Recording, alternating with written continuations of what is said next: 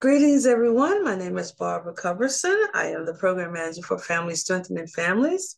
And I'm Joey Ford, the Family Community Outreach Specialist for Family Strengthening Families. And guess what, Joey? It is time again. Once again, we want to welcome everyone to our Parent Talk at Discovery Center podcast. Yes. And today we want to talk about something that people sometimes don't want to talk about, Joey, and that's money. Want to spend it, but not talk about it. We need to talk about budgeting. Yes, we do. Especially as we're getting into the holiday season, but not just during the holidays, but of course, all the time. Mm-hmm. The family needs a budget. Yes. You need to know how much you got coming in and how much you got going out. You need to know you at least breaking even or maybe getting some to the good. Right. Or you're going to smile tomorrow.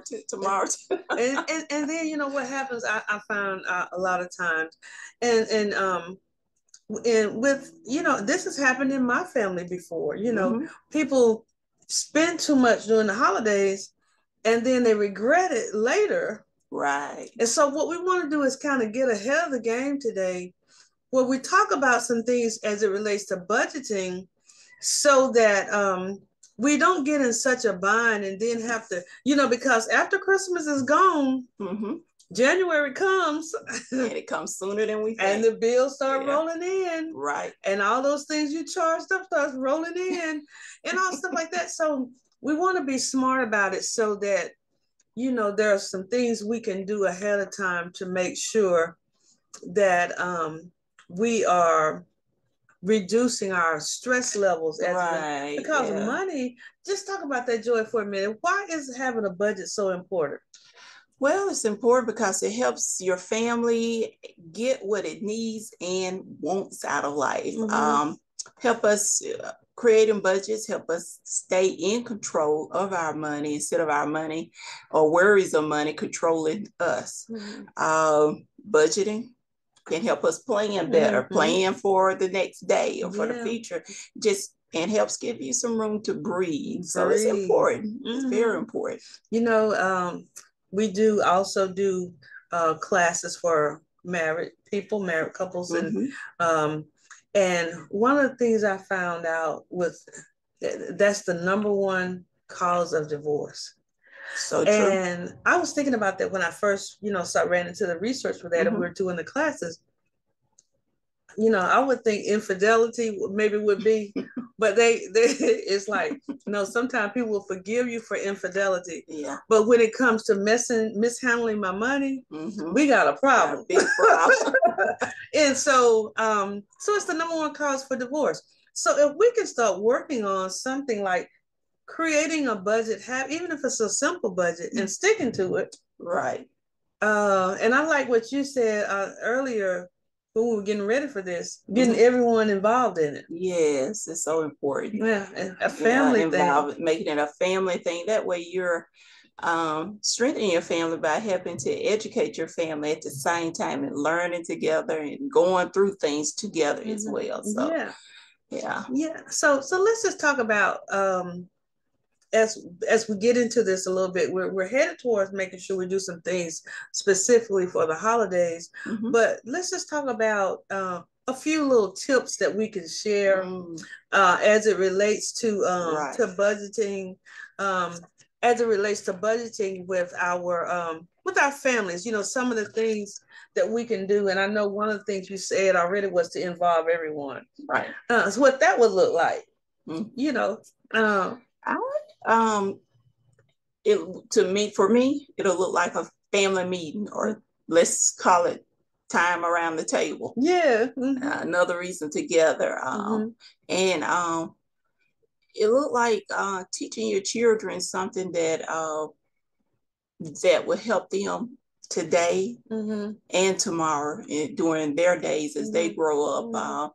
Teaching them to learn to save. I can remember a time, Ms. Barbara, mm-hmm. when I taught my son to use the envelope saving mm-hmm. system, yeah. And he was so competitive, therefore he wanted to make sure he saved his money. He was so excited, talking about, Mom, I put mine in this envelope and I got this envelope. So it creates something for them to look forward to and feel like they're being a part of the family. They're doing their part too. So, and they understand about money better too, and they see everybody's participating. So and you can meet them at the level that they're at, Joey, because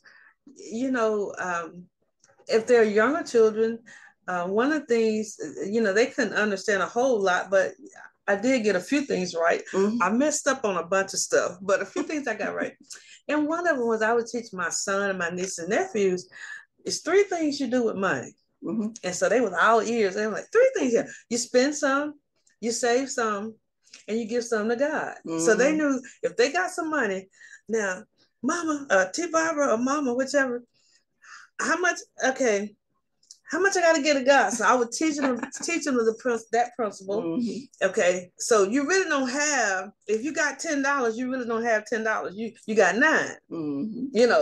Okay, because 1 goes to God, and then so I would teach them, like little simple things like that. And so then I said, now if you spend all the $9 and you run into something else you want to buy, you can't do it because you didn't save any. So saving helps you for the future. You might see something else you want later. So they started understanding that because, of course, as it would happen, you spend your little $9, now you want this, you can't get it because you're through. You're through. But if you save some, spend some, and save some, you'll have something that you've saved, and over time you can save up. You may not have all that you need saved to buy this today, but as you keep saving, then you can pay cash for stuff and you don't have to pay interest. Wow. You feel like you've accomplished something. Small goals meet a larger goal. That's it. Developing short-term and long-term goals. And learning to use credit wisely. You don't have to charge something just because you see it. Exactly. I see that, now I'm gonna go charge it. How does that fit into the budget? What is that getting ready to do to the budget? It can make you look back and wish or wonder about yourself. So you want to make sure that when you're working on a budget, I think one of the things it says, Joey, to make it be realistic. Exactly. Yes. I mean, don't do what you can see. You can see and plan for what you would like. If you are the CEO of a Fortune 500 company, you might have a different type budget than if you working at Walmart or whatever, or I'm just making a somewhere, something like that. You gotta realistically plan your budget. Your budget, you may not be able to fly over to France and Paris and have a grand vacation or whatever. But you can have a budget that will include you having a vacation. But you might have to, if you live here in Starford, you might just run down to Jackson. I'm just saying, but that would be a realistic budget. And that's why it's important getting the whole family involved, because if this is something that we want to do, we want to go on vacation this year. Because even these tips about budgeting and this information, your vacation may be a smaller one now, but your time to come, it may be the Paris trip. So all these can work for different incomes. And then it could be, you're teaching your children the value of money. And so it may be something that, if you have some patience, like you said, save up. If you want to go to Paris, all right, we just can't, it might take us 3 years to get there. That means, okay, we can't go and buy these $200 pair of tennis shoes because we said we're going to Paris. But the family has bought into this. That's why you get everyone involved. They know, okay, it's not going to be the new shoes because we're saving to go to Paris. And so, but that's something I want, and everybody is working together Right. It'll be amazing how much you can get accomplished when you work together. Yeah. That's so true. Yeah. So I think that's one of the things we want to talk about when we're setting and establishing budgets, knowing how much money we got coming in, and knowing what at least our basic expenditures are, what our basic expenses are. So we're just talking about a simple budget now. So, if you have income coming in, and let's just simple numbers, and you got $1,000 of income, then you're in a month. Then I think they kind of say the debt ratio, the God ratio, is basically your monthly mortgage or your rent should be no more than 35% of your monthly income. And so if that's what your income is for the month, then you're going to be suffering if you got a $500 mortgage, or because it's more than what you can afford. And that's what happened back when we had one of those crashes, because those people were selling those predatory loans. Right. And so the interest rates was low, but then it was changing. So when it changed, they couldn't afford to pay. It was ridiculous. And so this is why you want to make sure you're paying attention to what your income is and what your expenses are, in comparing, and maybe if you have a high utility bill, you might want to look and have them to come and check and see, is something wrong with the wiring or whatever, because if your neighbor's bill is it's $200, but yours is $400. We got to examine, why is that? Right. Is something wrong with the wiring, or am I leaving stuff on that I need to turn off? Exactly. What's going on in my household that I need to take a look at? Right. You just don't keep having a $500 electric bill just because that's it. And I'm just using that as because somebody's electric bill might be that high. I don't know, but if that's not normal, then we got to find out, why is it, and work on things like that. And one time, Joy, I was working on my budget, and I didn't realize how much I was spending at Veranda, because I used to go to Veranda, all the time. That was my favorite place to eat. And I was spending more at Veranda than I was, and I'm probably, I don't know. And when I started looking at my budget and I started seeing where my money was going, I said, okay, this, and I didn't realize it until I did do that. Yeah. I might think I know where my money is going, but I didn't really until I sit down and force myself to do a budget. Yeah. And then I saw. It's very eye-opening when you sit down and look at your budgets and see. But that's the best way to do it. Put it in front of you, not just get the receipt and put it over here and never look back at it, but put it all on one sheet of paper and see where your money is going. You speaking of that though, something I've tried, which you can do it for a week and then build on it each week until you get to a month, is a no eat out month. Cook at home. Okay. Get everybody involved in cooking. One, maybe someone wash the dishes, one cook, or however, and then prepare the meal together and eat as a family. But try not to eat out that money, and we'll be so surprised at how much and that's family time again. Family time. Creating family time and saving money. Ooh. Exactly. Joy, come on. All right then. And a lot of times there are some things that we do just like habit, and they tell us to always, if you're going to the grocery store, have a list. If you're going anywhere, you need to have a list. Exactly. Especially if you're trying to get on track with your budget. So you're not just putting stuff in the bucket. Right. And know how much money you're gonna spend. If you're gonna spend now $300 at the grocery store, then you can't go to the grocery store and then get all the stuff. You end up spending $400. You gotta have a list. Right. And then stick to your list. And don't go to the grocery store hungry. I was just thinking that. That's one of the worst. I've done it. I'm sure we are all guilty of it sometime or another. We spend twice, 2 times, or 3 times more than what we plan to spend if we do that. If you do it, you're gonna mess up. So it takes planning. Even when going to the grocery store, plan for what you're purchasing, plan how much you're planning to buy or spend, and then compare the store brand to the name brand.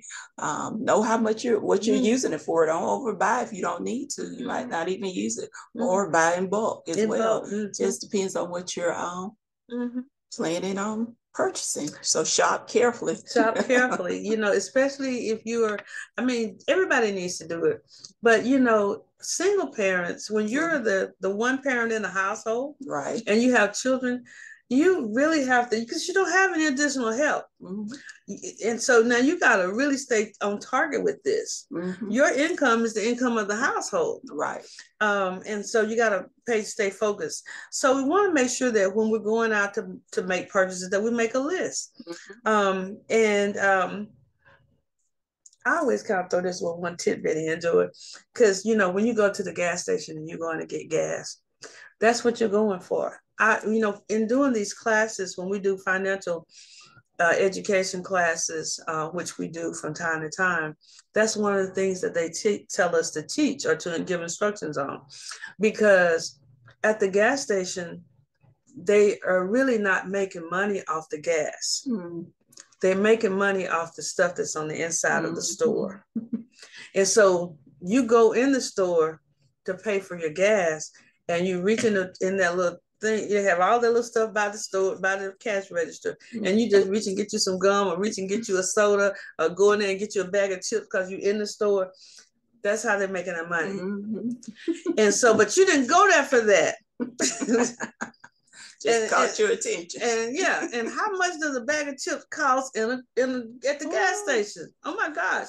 Yeah. And how much does a soda cost at the gas station? Right. Oh my. And so just think about that. Those impulse buys. No matter where you go, if you're near a register, even at the grocery store, they have all the impulse buy stuff right there at the grocery store in the line. You didn't go in there to get that candy bar, but since you were waiting in line to pay for your stuff and you saw it, now here I go, I reach over there and I get my little favorite Almond Joy. I have done it, Joy, but that stuff adds up over time. So we just want to encourage you, take control of your own money. Because when you get involved in impulse buys, you're letting someone else determine how you spend your money. Right. Because that wasn't what you were going to do. So that means that those people set a trap and you fell in it, and they decided how you were going to spend your money, not you. And now here, and when it adds up, you're going like, what happened to my money? Yeah, at the gas station. Which the gas is high enough, so you don't need anything else for that. Right. Yeah, so let's just think about this. And so these are things that you can do to work on your expense side, cutting back, doing some things. On the income side, sometimes people will go and get little part-time jobs and stuff like that. And I'm not anti getting a part-time job if that's what you need to do for a short period of time. But family time, especially if you have children, they're not going to stay 5 forever. Right. And so they're going to be up and you will have lost out on that time that you need to have been spending with them, getting your influence in with them. And so if you can do other things besides that to help do that, like cut back on expenses, turn off lights. Don't let the water just be running all the time, and so doing things like that. Don't just go and wash 3 pieces of clothing in the washing machine, and put one thing in the dryer and dry that one thing. Now, because you all that's affecting. Yeah. So those are some things that you can do. I agree, because even those small changes like that, those suggestions there can cause your what we would think is small change, but it all adds up to a greater sum, so that we can see a difference being made when we make small changes, such as that. So, and creating new habits. New habits. Yeah, create new habits. I know when the guy came and he was talking to us about doing some things to help save with your electricity. And I remember one of the things, because I had this as a bad habit, I would have my wooden door open and my glass screen door, I mean, it's there, it's closed, but he says you letting out heat then. You letting out air, whatever one you do. When you have that door open, it's not sealed enough, so stuff is, and so now your air conditioner or your heater is having to work harder. It is putting out, and so it's going to cost you electric. So I've been finding myself, I've been closing my door a little bit more, trying to make sure I keep it closed, because I can't afford this. But I thought about that when he said that. So we can do some things, but on the side of the income, if you have to, that's one thing. But there's some other things. Some, you might be able to do a garage sale, and some of the stuff you already have that you're not using, not stuff you want to throw away or whatever, but something that's still in good condition, you might be able to sell it. Do a garage sale or stuff like that. Put some stuff, they have stuff where you can post online and sell stuff. And so it's so true. That's another way. You're helping to get rid of some things that you may not be even using anymore. But someone else could be. And then when you do that, you're able to have extra income. I guess that's what I'm saying. So as it relates to the holidays, Joy, because this is when you will create some expenses that you may not want to wish or regret come January. So that's so true. I think one of the things that we could get smart about it is if we could, once we have determined how much money we have or we don't have, because we might not be able to give anything. We might have to just say, let us all kids get around and we'll make some cards, that's freedom, maybe get some stuff and make some personal cards from my family, our family to you, and do something like that. And we do that together as family time and send those to the people instead of actually spend the money. Right. Yeah. And it may be, sometimes you might have, I was just thinking, like I was telling you earlier, my son, if he would just wash my car, that'll be the biggest Christmas present. The bottom that, go out here and wash my car. I would be so happy. It's some things that you can do for people, that, maybe you have someone that maybe is in your family that might be sick or something, has had surgery, and maybe you could just go over and dust for them or do some act of kindness for them. That's so true. And you said it right, acting replaces so much and lasts, goes further than one would know. So so we want to think about what are some things that we could do that are not that expensive to show the person that I love that I do love them. Right. And not get in a bind, because if they love you in return, they're not going to want you to get in a bind doing something for them that you're not really able to do. And so, because one day you will be able to, if you sacrifice now, it won't be this way forever. It's just right now. The future can be much brighter if we do that. And so that's what we want to just think about, some things that we can do that for the holidays that can demonstrate that we do love. Because I think that's what the meaning of Christmas is really all about. It's not so much about the gifts and the presents and the toys and the gadgets. Yeah. It's about the fact that somebody loved us so much or loves us so much that they would do this. Right. This thing for me. This act for us. This act of kindness. Yeah. And so if we could remember that this is really what the Christmas message is supposed to be. It's not supposed to be about the commercialization of products, but it's supposed to be about when it all got started, was the birth of Christ. And that was such an act of love, for him to be born and to come into this world for us. Right. And so that's what it's supposed to be about. And we could get back to that message, which was a message of love and still is a message of love. If we could just do that, then we'll find that I think that when we get past Christmas, if we live to see January, and hopefully, prayerfully, we will. Yeah. Then we won't be stressed out and pulling our hair. Oh my God, what did I do? What did I do in November and December? What did I do? How am I going to pay for this? Right. Our anxiety will be low or non-existent. So yeah, and we will have had a wonderful time just in being each other's presence. And able to cherish some good memories. Some good memories. Yes.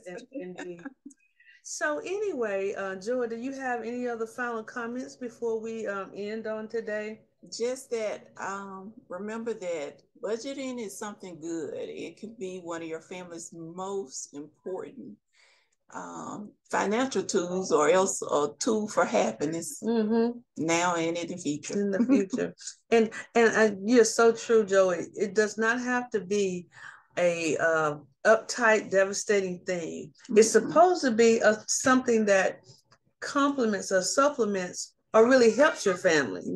So if you look at it that way, that's what it will be. Right. It's not meant to be something to beat you over the head with. Exactly. It's supposed to be something to enlighten you. And I'm one, Joy. I'm a single parent, but I'm one. When I did my budget, it helped me to see what I didn't realize. Yes. I really didn't realize I was doing the thing. That's where all my money's going. This is why I don't have any money left. Okay. But it helped me show me that. And that's what I think that people look at it and they don't want to do it. But it's a mirror of yourself.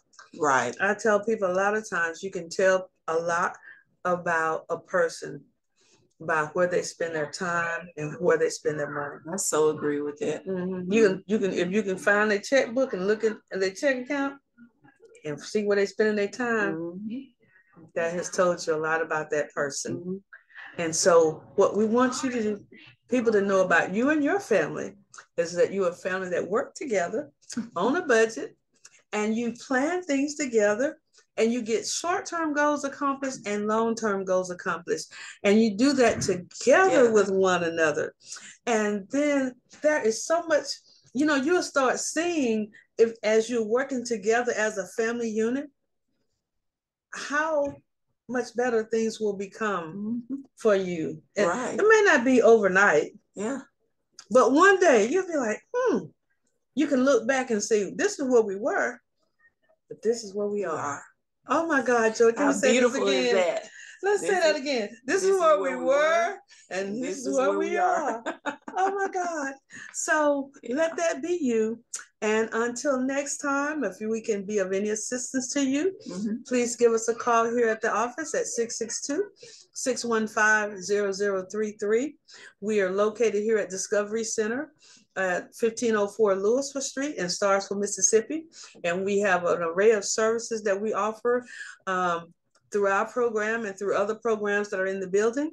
Happy to help you with your parenting classes, parenting needs, family needs, anger management needs. Please give us a call and we will do our best to help you. Until the next time, take care. Have a good one. Bye.